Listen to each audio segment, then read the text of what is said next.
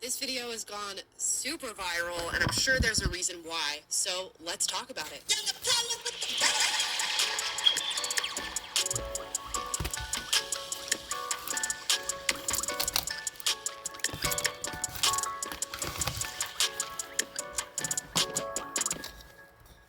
Guys, before we get into this video, please like and subscribe. We want more people to hear the message that I'm putting out on this channel. Today we're going to react to a mega viral video by Charlie Chan. This got 3.8 million views titled, "What Are We Doing to White People?" You guys have been requesting that I react to this. I have not seen it yet, so this is going to be a completely just blind reaction to what he says in this video. Let's hear it. There's been something going on for a while now that we're being told not to notice. More to the point, that we're asking white people not only to ignore, but to accept. The rising tide of racial hatred against white people. In the past decade, there has been a noticeable cultural shift in what constitutes acceptable speech as it relates to white people. Back when I was a kid, in the early 2000s, the mainstream American culture preached about respecting each other's differences and not seeing color. Nowadays, we say that not seeing color is racism, that you must see color. But the more I see how things are unfolding, the more I'm convinced that this is wrong. Back then, saying something offhanded about white people was seen as not appropriate, just as it would be to say something offhanded about people of any other race. But that soon gave way to our current times, in which there is virtually no limit to what racial minorities can and do say about white people. This is a realization that I went through a while back too, and you guys know this from my story of realizing, oh, maybe leftism and wokeism is not for me, that you really can say or do anything to a white person without repercussion, and they have certainly fallen below on the hierarchy as far as being concerned about racial hatred or bigotry. You can direct all of your racial hatred and bigotry towards white people, and virtually nothing will be done about it. And he talks about this idea of race neutrality versus seeing race all the time. The colorblind future is, I think, what we should be moving towards, because your race says nothing about you. It says nothing about how good of a person you are, how bad of a person you are, your morals, your values, anything. It says nothing about you as a person. Yet we are now pushing this idea that we have to talk about race and that it must constantly be a part of our conversations. And I just reject that. I think neutrality is going to be the future, where we say race has nothing to do with who you are or what you are, and we can look beyond that. I believe this is the natural outgrowth of a perverse ideology that teaches us that everything, every societal ill, is the fault of white people, and that whatever prejudice acts we may inflict upon them does not constitute discrimination because we don't have the power to discriminate. And alarmingly, this is particularly pronounced in the younger generation. But is it true? Do we not have the power to discriminate? Well, let's see. First, let's take a look at the racial hatred at the interpersonal level. In today's society, it has become somewhat fashionable to think things and say things about and to white people that would not be acceptable if it was said about any other race. And we're being taught that this double standard is not wrong, that it is rather a form of empowerment. They'll attribute negative experiences that they've had with white people to their whiteness. You had an argument in line at the grocery store with a white person? They were acting entitled because they were white. A white driver cut you off while you were driving? They need to check their white privilege. Your actions, your conduct, and your existence, in other words, boil down to your whiteness. And ashamedly, at one point in time, this was how I used to think as well. And beyond the people in my circle, I noticed that many people of color have this sort of blasé attitude. An attitude most particularly pronounced when there are no other white people around. Things are being said not just behind closed doors, but out in the open. Not just between close friends, but between complete strangers. So here's the thing. This is something that I've experienced countless times, so I know that there are other people who are experiencing it too. I know it must resonate with at least some of you. The difficulty here is that no matter how many anecdotes I share, they are just that, anecdotes. And people who refuse to believe that this is happening will just chalk it up to my experiences being a fluke. Or worse yet, they'll say I'm lying. So I've compiled some TikTok videos. I want you to take a look at the things that are being said about white people, especially by the younger generation, the kind of statements people wouldn't dare say about people of any other race. It's funny because, you know, if you want to find examples of this sort of stuff, TikTok is probably the best place to go. I mean, it's a cesspool for racial hatred against white people. We just reacted to TikTok haters on this channel, so you guys can go and check out that video. But a lot of it is just racial hatred being spewed at other people. And white people in particular are bearing the brunt of it. As I said before, if you want to throw racial hatred at somebody, white person is the one to pick because nobody will do anything about it. And it comes from this idea that because maybe white people were favored in history or there was racial bias in history towards people of color, we reconcile that and make up for it by racially discriminating against white people in the present. And to me, that's not the answer.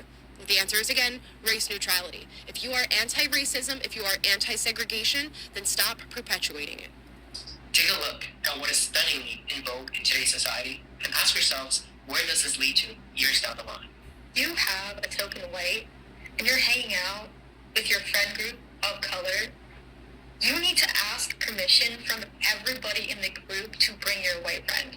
Like, don't just bring them. I might not be in the mood to deal with white shenanigans that day. Dude, imagine saying, you know, if you have your token black friend of the group, you need to ask all the other white people in your group if it's okay to bring that black friend because they might not be up for these black shenanigans. Wow. That's all I'm saying. And another thing, it feeds into their ego. Like, don't let them think they're a good white person. Accomplices ask, how can they support Black and Indigenous people of color? And sometimes I really don't know what to say, but here's one easy way. Just don't have babies. About white American culture, being grounded is a punishment to them. That's what they call punishment. The least grounded, least balanced, most destructive race considers being grounded a punishment? Yeah. They also say really violent phrases. Like they say things like, kill two birds with one stone. Why do we have to kill the birds? Why is everything so violent? It's almost my like gosh. one's language and phrases reflects one's nature. I'm losing IQ points. So that new Jeffrey Dahmer movie on Netflix is the perfect example of the sensationalization of white violence. People have a much easier time sympathizing with white criminals than they do with black victims. People think these shows are harmless, but they actually contribute to a much bigger issue. It contributes to the viewpoint that white people are less violent than everyone else, and white violence is something to be consumed in media. That's it. What is with Caucasian people and like their inability to like read a room? Like, y'all act like you don't understand because y'all be the first ones during a conversation about the Holocaust to get so mad when black people be like, you do realize that the original Jewish people were black, right? White people do not need to explain to anybody about us all bleeding red because, baby, you all are the people that need to learn that lesson. Clearly, history shows that you all are the people that like to pillage and eradicate, enslave, and oppress. Oh, gosh. Tell me you don't know anything about history without telling me you don't know anything about history. And it's so interesting that she's saying white people need to learn the message that we all bleed red while being blatantly racist in this entire video. Oh my gosh. Suppress greatness because you all simply don't have it, right? Here go y'all goblins who don't even live in the city. Which, by the way, the Q-tip people are the last ones to ever talk about somebody stealing anything. Y'all wouldn't be in this country had it not been for y'all stealing it. But y'all are more focused on people looting and trying to get necessities and things. And yes, the TV is a necessity thing. But you feel like you're better than because people are out here stealing and you know. First of all, if you are a male monster, that is how your ancestors got everything from stealing. People are, And that's a behavior that's very common among white women. You may have not intended that, but there are many white women who act exactly like you. If you can find it in your heart this holiday season to donate to the Discriminated White Fund, you'd be helping millions. It says high protein like cicadas and cheese. Make sure you... And nothing says caucasity like that right there. what caucasity looks like. Roaming Asian grocery stores like it's an amusement park. You know, there's so many examples in this video, And you could probably put together a compilation that just goes on for days of people saying stuff like this. This is just the tip of the iceberg as far as anti-white racism. Oh, anti-white racism, you know, people hate to hear that, right? And they'll say there's no such thing as being racist towards a white person because they hold all the power, they hold all the privilege. Do y'all need more examples? Because this is pretty hefty. This is pretty hefty, and this could go on for days. We're both white women. We are inherently a danger in spaces for Black, Indigenous, and other people of color simply by existing. It's white cis men who are a part of the far right-wing ideology of fascism. That is a true threat and the terrorism to this country. What does this sound like to y'all? Does it sound a little genocidal? Because it does to me when you're saying that people are a danger simply by being born, by existing. They're dangerous to BIPOC, Indigenous, whatever you want to say. Then what's the remedy? If you are a danger simply by existing, not by being a bad person, being a racist person, being a bigot, but simply by being born white, how do you solve a problem of people existing? Just a question. POCs stand in the street and scream at the top of their lungs, I hate all white people, I want all white people to go die, white devil, you cracker bitch. What did I say? I said genocide? And then this video says BIPOC saying that all white people need to unalive is not racism. Do you see, do you see the slippery slope that you exist on if you allow this rhetoric to continue without calling people out, without saying that it's wrong? You get ideas like this, that white people needing to die is not a racist statement. I don't have words. I don't have words. That's still not racism. You can't be racist to white people. It's impossible. The system is not set up that way. You can insult white people, but it is not racism. Me calling a white person a tub of mayonnaise and a flower looking ass, that's not racism. You went all the way to Africa to physically take Black people from their homes, shove them in on boats where a lot of them got diseases and died, tell them where they could sit on a bus, tell them which schools they could go to, which water fountains they could use, which bathrooms they could use, and that's sugarcoating it. Those are just terms. I'm not even describing all the disgusting things that happen, and they don't even want revenge. They are letting you guys skate by asking for equal rights. That's it. And you're still saying... Never mind the millennial Zoom, but... Okay, so let's break down a few of the things here. You can't be racist towards white people because racism is a system. False. We've talked about this many times on the show. Racism is not a system. It's simply thinking that a race is inferior or superior simply by just having that prejudice and that discriminatory mindset. So yes, you can be racist towards white people. It has nothing to do with powers and systems. And even if it did, Black people, people of color, Asians, whatever, have lots of power and lots of privilege. Really by just living in America, but also by being afforded preferential treatment in all of our institutions, although Asians are not really getting the fair end of that treatment there. It's mainly Black and Hispanic people. But I digress. There's plenty of power and privilege to be held by African Americans, Hispanic people, Native Americans in this country. So let's go ahead and set that aside. Now, she says that white people did all of this stuff in history, and now all that we're asking for is equal rights. I mean, all of these videos would say differently.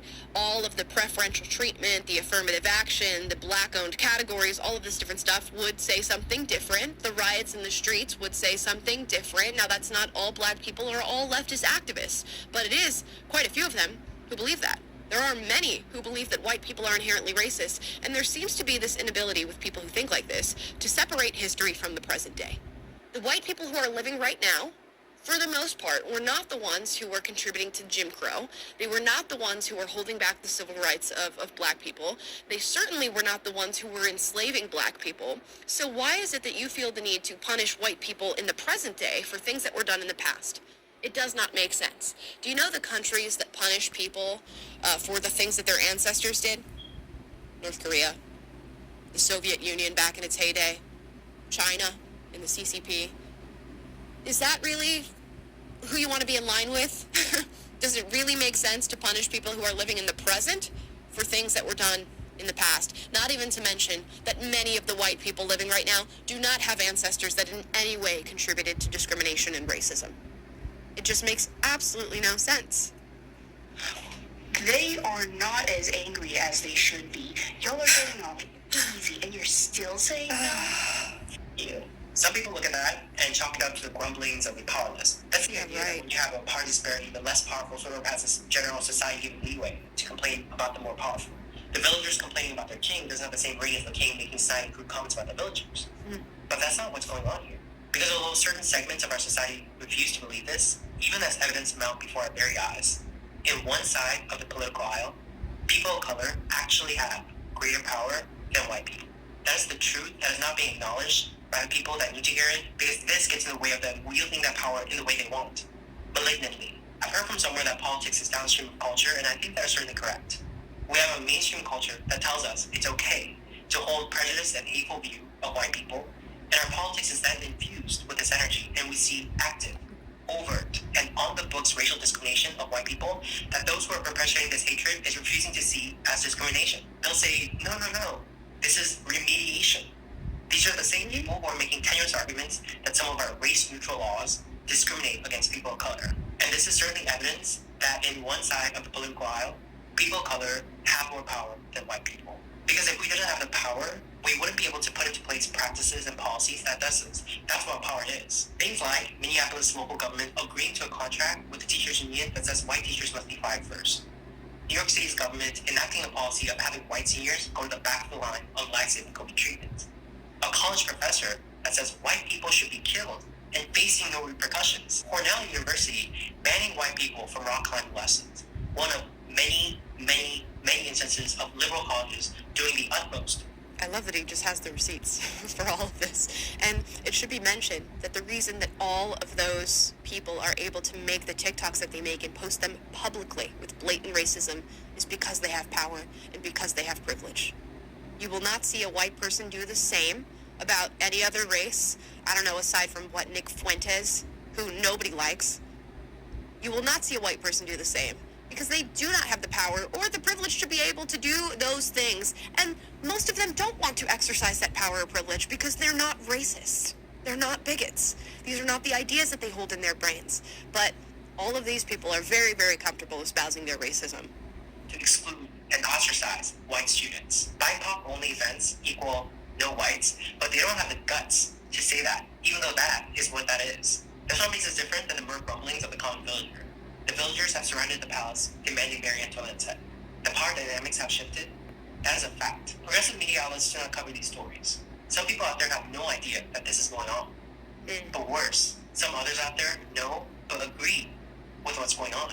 And for those people to convince themselves that this is not racial discrimination, they play mind tricks and word games. Yep. These phrases and talking points like, punch it up, you can't be racist to white people, you can't oppress the oppressor, meaning I'm acting oppressively, but I've designated you as the oppressor, so everything goes. Or Abraham Candy's infamous words, the only way to remedy past discrimination is current discrimination. Or when people say things like, what we're doing to white people is not racism, because racism is prejudice plus power, and we don't have the power.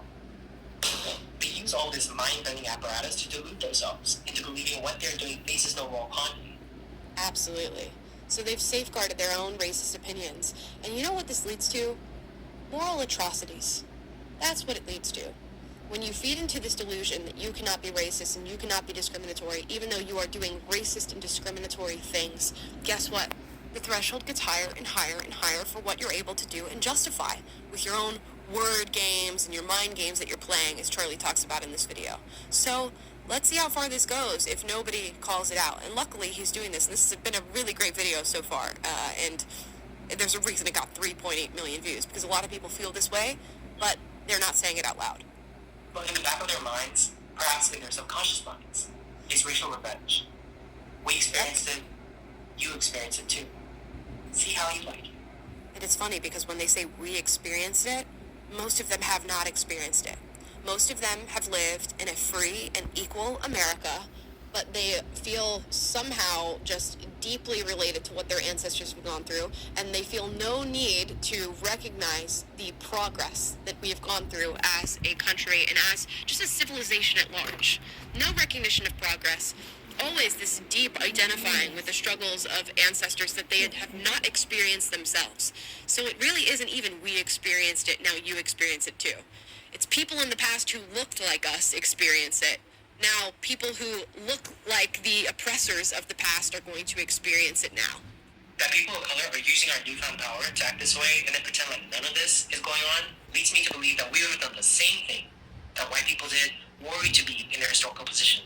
Because such acts have its roots in human nature, not white people nature. And one can only imagine what might happen in the coming decades when the demographics of the U.S. will have shifted such that white people will no longer constitute the majority. When the younger generation you've just seen have graduated from elite schools and hold positions of power in our institutions, our government, corporations, entertainment, news media, and so forth, how they might, in wielding the levers of society, be able to rationalize using their adult brain the hatred that was embedded in their minds during their adolescence.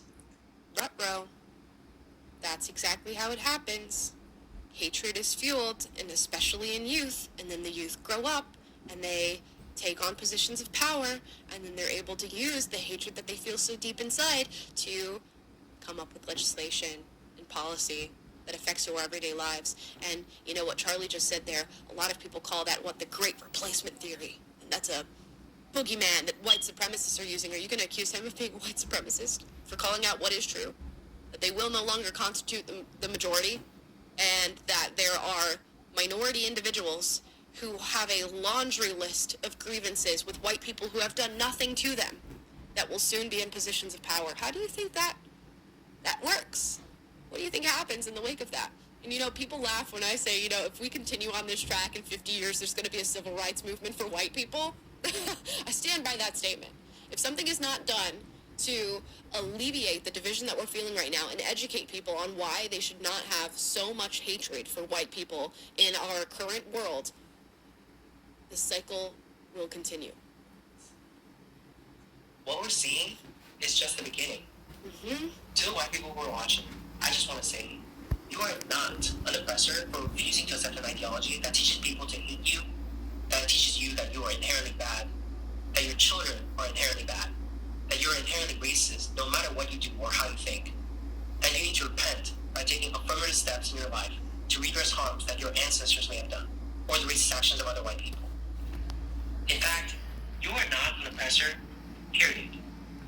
You did not choose to be born white, just like any of us did not choose to be born our race. And to ask of you, at the individual level, for example, to give your life in service of people of color, to be used as physical barriers at protests, to give away your house to black people and serve your children, all actual things have been publicly demanded of white people. To ask this of you is morally reprehensible collective punishment. You are not under any obligation to carry yourself in any sort of way that others demand of you just because of the color of your skin. You need to do this and you need to do that because you benefit from privilege, saying is bogus. It is just a way for people harboring racial animus to attack you, to say that the accomplishments you've achieved in your life isn't yours, and to silence you. It is not you. It is this ideology that is wrong and perverse. It is one cloaked in a shroud of pseudo-justice and self-righteousness, all the while excreting toxic fumes of racial hatred. It blames all white people for the actions of their ancestors, something you have no control over, while absolving black people of personal responsibility for their own individual actions by holding that black people commit acts of harm, for example, towards another community. That's the fault of white supremacy. White people are controlling them like puppets on a string. It's a backwards, transgressive ideology. If you don't harbor any hate in your heart but want to fight it as a matter of principle, this does not make you racist or bigoted. I can't imagine how many people need to hear this, and I hope out of the 3.8 million people that watched it, it really landed on the core audience that needs to hear it, and it is people, and particularly white people, that are consumed with this idea of white guilt or needing to reconcile the acts of their ancestors. I hope it landed on those ears in particular, because there are so many who are subservient to this belief that they need to do something about what was done in the past, and that they need to give away whatever power and privileges they have to other people because of what their possible ancestors did. At this point, not even their ancestors, just because they look white. So I hope it landed on those ears.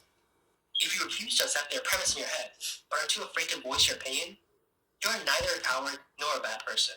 If you're of a liberal bent, but there's a small corner in your brain telling you as you're watching this video that perhaps some of this is wrong, listen to your intuition. Mm-hmm. Maybe you think, oh, I agree with most of what the progressive left teaches about racial justice, but just not with some of this disagreeable stuff, only at the extremes. I'm here to tell you that the rot starts at the core. This racial hatred of white people is a natural outgrowth, part and parcel of an ideology that attempts to indoctrinate us into believing that there is current systemic oppression going on, that all racial disparities we see today is the sole result of oppression by white people, when there are other more plausible explanations to be had that these same people are silencing as impermissible hate speech. They're telling you, shut up, you'll take it, and you'll like it. But contrary to what they're saying, you don't have to take that. You can believe that the things that have been done in the past were morally wrong, as well you should, all the while believing that what is currently going on is also wrong, that we're going backwards, that this is history rhyming with itself. The table is turning in an eye for an eye manner. As the great Mahatma Gandhi once said, an eye for an eye will leave the whole world blind. But those driven by hatred would sooner gouge everyone's eyes out than realize that true victory for people of color would have been having history record that when the power dynamics shifted, we treated white people with the kindness that their forefathers may not have shown our forefathers. Mm-hmm. But now, it will say when we gained the power, we turned around and started doing some of the same stuff to white people. Segregation, social ostracization, hatred sanctioned by government and law. That is a very just profound point, that you have the power right now to do something great and do something that societies before us were not capable of doing, and that is just even the playing field, let it be, move forward with neutrality, and treat everybody with kindness and respect. But people are choosing not to do that. They are choosing, in fact, to do the very same things that they're criticizing. Much like Ibram X. Kendi said, and that we talked about in this video, that we fix past discrimination with current discrimination. When you hear it said out loud like that, for me it goes, wow, there's no way that that is right. There's no way that that is the way that we are going to move forward as a progressive society. There's just no way. But people are, I don't know, feel enlightened by the idea of just retribution and carrying on what has always been done. And that is really, really unfortunate. This video is a great synopsis of what's happening right now. And we're doing all of this while pretending like we're doing something valiant. Yep. We've missed our bus. But that doesn't mean that there can't be a course correction. So, to some people of color watching who are engaging in this sort of hatred, whether or not you're acutely aware, the same people that act like white people as a collective are not people, but rather some pernicious alien force that has come to invade the earth. With this video, I implore you to ask yourself, what are we doing to white people? As some people love to say, do better. I love that ending on do better, because that's so often what they say in response to videos like this. Do better. You need to discriminate. Do better. Be racist. Do better. Fantastic. There's a reason this video got the views that it got. I think this was a fantastic 16-minute synopsis of what's happening right now to white people. And what I think is unfortunate, and I guess I should note, is that it often takes somebody who is of minority status to be able to say these things out loud and be received in this way. And for people to actually be open to this sort of message, it often has to come from a minority, which is why I think I've grown in popularity. People like Candace have grown in popularity. Charlie Chon is probably going to take off after this video. If a white person were to make this very same video titled, "What Are We Doing to White People?" I wonder what the reception would be. Sure, a lot of people would feel far more comfortable being blatantly racist in the comments, which just goes to show that what Charlie is talking about in this video is very clear. It's true. It's happening. And we need to do better. Guys, what are your thoughts on this video? Leave a comment down below. Had you seen it before and you've been wanting me to react? Have you just seen it for the first time now? Let me know your thoughts. And please, as always, like, subscribe, click the notification bell to be notified every single time we post a video for you guys, which is every single day. And let me know, are there other videos like this on the internet that you want me to react to and hear my response? This one was a good one. Was a doozy. So, yeah, here's to more and more people calling out this